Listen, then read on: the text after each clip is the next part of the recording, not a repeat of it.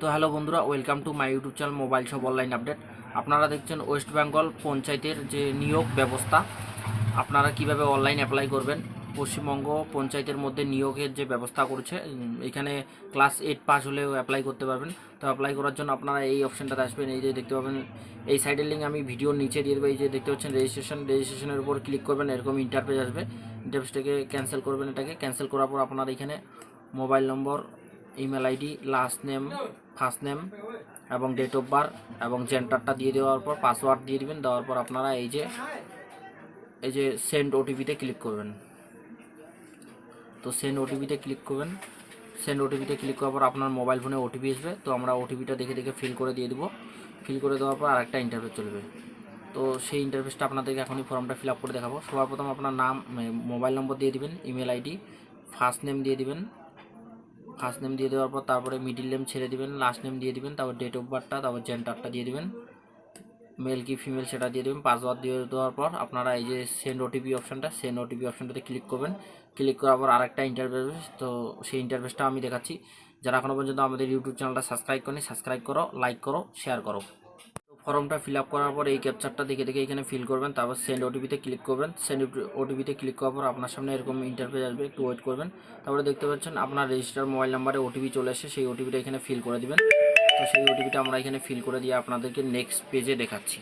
তো আমাদের রেজিস্টার করা সাকসেসফুল। এখন আমরা এই যে লগইন বাটনটাতে ক্লিক করব। তারপরে আমরা এখানে মোবাইল নম্বরটা দিয়ে দিব।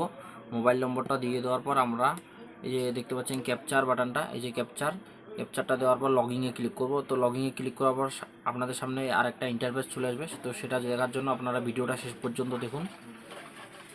তো লগইন করার পর আপনার সামনে এরকম ইন্টারফেস চলে আসবে। তো এখনও আপনারা এখানে দেখতে পাচ্ছেন এই যে ফটোর জায়গাটা, এখানে ফটো দেইনি, তো নামটা আমি এখানে শো করাবে সব কিছু, ইমেল আইডি।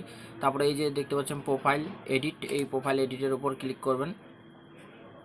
ক্লিক করার পর আপনারা একটু ওয়েট করবেন। ওয়েট করার পর আপনার এখানে নাম দেখাবে। তো আপনারা নিচে আসবেন। এইখানে আপনাদেরকে কী করতে হবে, এখানে আপনাদেরকে ফটো আপলোড করতে হবে, এখানে আপনাদেরকে সিগনেচার আপলোড করতে হবে। তারপরে যে নেক্সট ডিটেলগুলো, সেই ডিটেলগুলো আপনাদেরকে বলে দিই। আপনারা এইখানে প্রুফ হিসাবে আপনার আধার কার্ড সিলেক্ট করে নিতে পারেন, বা আমি আপনাদেরকে দেখাচ্ছি। এখানে আমরা সিলেক্ট করব।